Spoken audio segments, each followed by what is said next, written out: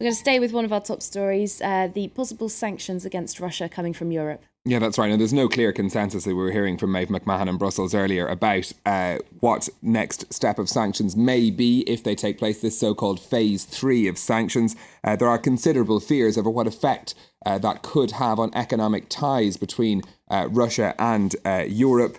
Those links are particularly pronounced in the city of London, where Russian investors are big players in the property, luxury sector and even in the stock market too. We have a special report now from Helen Percival and our team in London.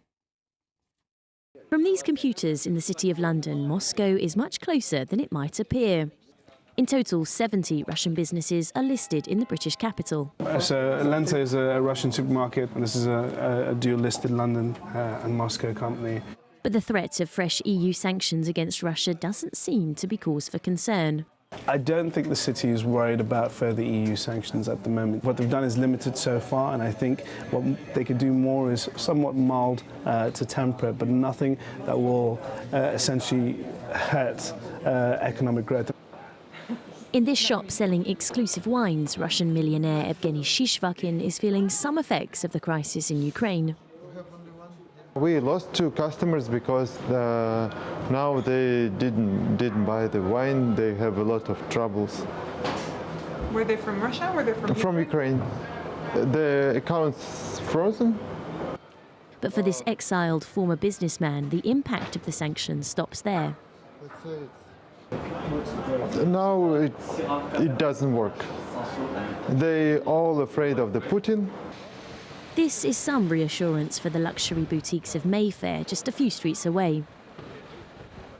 One of the third biggest market for us would be the Russians, certainly. So it's an important sector. Also, as the biggest foreign buyers of homes in London, it's a significant clientele the British capital can't afford to lose.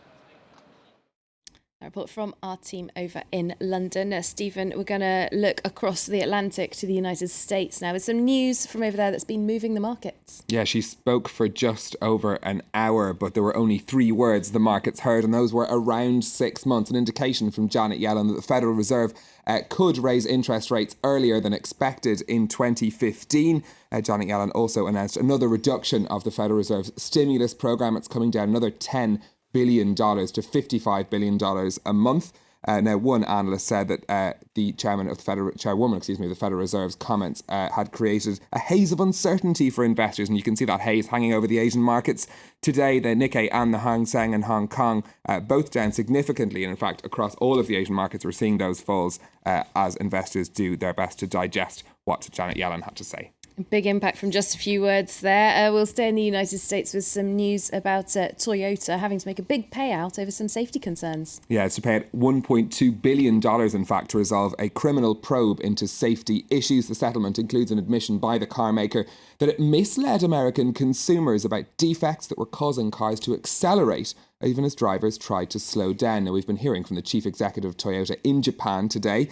He says that in the long term, the sort of mass recalls that this defect triggered are in fact good for the car industry. I want people to stop immediately thinking that recalls equal something bad. For us and others in the industry, these recalls mean that once a problem is found, we need to make sure it's immediately fixed and that customers are kept safe. It also means we need to increase our product quality. We'll move on now with a look at some of the day's other business stories. And the French bank Crédit Agricole is to cut more than €500 million worth of costs over the next 3 years. The lender is targeting net profits of more than €4 billion by 2016, 60% higher than its figure for last year. It plans to do so by concentrating on its retail banking and insurance businesses. And profits of the world's largest mobile phone maker, China Mobile, fell by almost 6% in the last 3 months of 2013. It's contributed to the first fall in annual profit at the firm in 16 years. China Mobile has blamed competition from messaging services like WeChat for the fall in revenue. Okay, now, Stephen, earlier on you were telling us about Oprah Winfrey launching her own brand of chai tea. Now we're going to talk about the Mandela family and their own wine. Yes, we had been hearing about this, that they launched this Mandela brand wine back in 2010, in fact. Nelson Mandela's granddaughter and her daughter started their own wine company. Now, they had been exporting it to some countries, but they've made their first forays into Europe.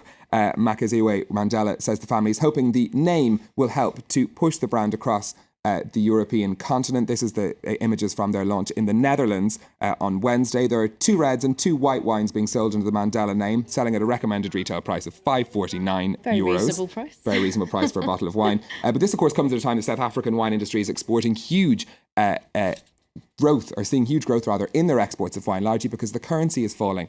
So it's a good time to be buying South African wine in Europe. Very interesting indeed. Thanks very much, Stephen Carroll, with a roundup of the business news here on Live from Paris. We're going to turn our attention now to events happening on the internet, starting off with